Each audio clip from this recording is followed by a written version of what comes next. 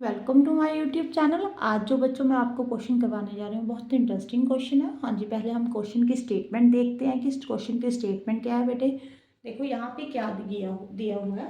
Triangle P Q R is a right angle triangle. P Q R एक right angle triangle है। यहाँ पे 90 degree बन रहा है। Okay, there are 3 semi circle with the diameter as the side of P Q R. उन्होंने कहा जो उसकी साइड्स है ना, उसके ऊपर एक एक सेमी सर्कल ड्रॉ किया हुआ है। जो उसकी साइड्स है वो डायमीटर ऑफ सर्कल है। ओके, आगे देखो, all the length measurement in centimetre. जो भी उसकी लेंथ की मेजरमेंट है वो सेंटीमीटर में है। जो भी आपका आंसर आएगा वो सेंटीमीटर में आएगा। आगे show that the sum of the areas of the semi circle with the diameter P Q and Q R is equal to the area of the semi circle with the diameter P R. देखो यहाँ पे लिखा हुआ है show that the sum of the areas of the semicircle with the diameter p q and q r। पहले इतना से समझते हैं हम। इन्होंने क्या बोला हुआ है कि p q, ठीक है, ये डायमीटर है। इसके ऊपर जो सेमी सर्कल बन रहा है उसको 1 डाल लो। क्यू आर के ऊपर जो सेमी सर्कल बन रहा है उसको 2 डाल लो। इसके एरिया का सम जो है वो किसके इक्वल है बेटे? जो डायमीटर पी आर के ऊपर सेमी सर्कल बन रहा है ना उसको 3 नंबर डाल लो। ठीक है, उसके इक्वल है। मीन्स इसका एरिया और इसका एरिया, इन दोनों का एरिया को अगर आप सम करते हो, प्लस करते हो, तो किसके इक्वल आना चाहिए? इसके एरिया के इक्वल आना चाहिए। ओके, आई थिंक आपको स्टेटमेंट समझ में आ गई होगी। आगे देखो बेटे, अब आपने क्या लिखना है? क्या जो कंडीशन दी हुई है, जो हमने प्रूव करना है वो ही लिखो यहाँ पे। एरिया ऑफ 1 प्लस area of second is equal to area of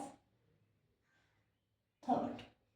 okay, अब देखो यहाँ पे फर्स्ट का एरिया क्या फॉर्मूला होगा बेटे? पाई r1 का स्क्वायर, यहाँ पे r2 का स्क्वायर। ये मैं रेडियस जो है r1 r2 इसलिए ले रही हूँ क्योंकि यहाँ पे जो साइड की लेंथ है वो डिफरेंट है, सेम नहीं है। ठीक है जी, यहाँ पे पाई r3 का स्क्वायर। ओके, अब देखो रेडियस क्या होगा? आपको लेंथ तो मालूम नहीं है। या तो आप, एक तो मेथड है कि आप इसको एक्स वाई जेड मान लो। जो लेंथ है ये पी क्यू की लेंथ एक्स मान लो, ये वाई मान लो, ये जेड मान लो। ठीक है जी, अगर ये पी क्यू एक्स है तो रेडियस कितना होगा बेटे? x/2। ठीक है, अगर आप पी क्यू रहने देना चाहते हो तो पी क्यू रहने दो, pq/2 लिख दो। आपको जैसे ठीक लगता है। मैं एक्स के साथ सॉल्व करके दिखा देती हूँ। मैंने एक्स मान ली, पी क्यू की लेंथ एक्स है, तो रेडियस कितना होगा बेटे? x/2। स्क्वायर कर दो यहाँ पे।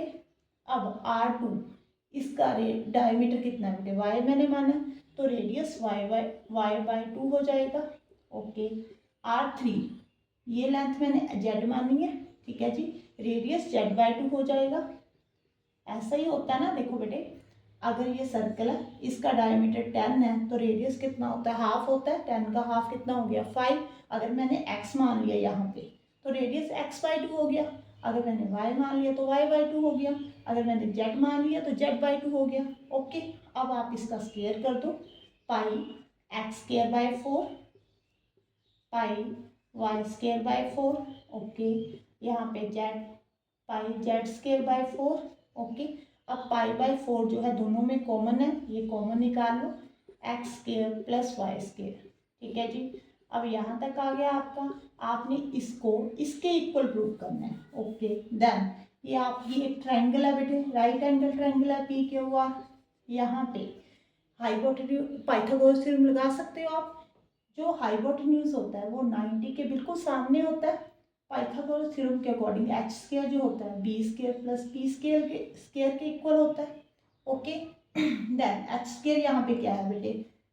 ये आपने क्या माना था? पी आर को z, तो z², b x², यहाँ पे y²। अब x² प्लस y² किसके इक्वल है? यहाँ पे z² के। तो आपने ये वाली वैल्यू यहाँ पे पुट कर देनी है बेटे। x² प्लस y² के प्लेस पे आप z² लिख सकते हो। ये देखो इक्वल आ गया। आपको इन्होंने यही इक्वल प्रूव करने को बोला हुआ है। ठीक है, आई थिंक आपको समझ में आ गया होगा। क्वेश्चन इतना मुश्किल नहीं है। ठीक है, इजी है, बट थोड़ा सा ट्रिपिकल है। ठीक है, ट्रिक लगानी पड़ती है सॉल्व करने के लिए। Thank you for watching.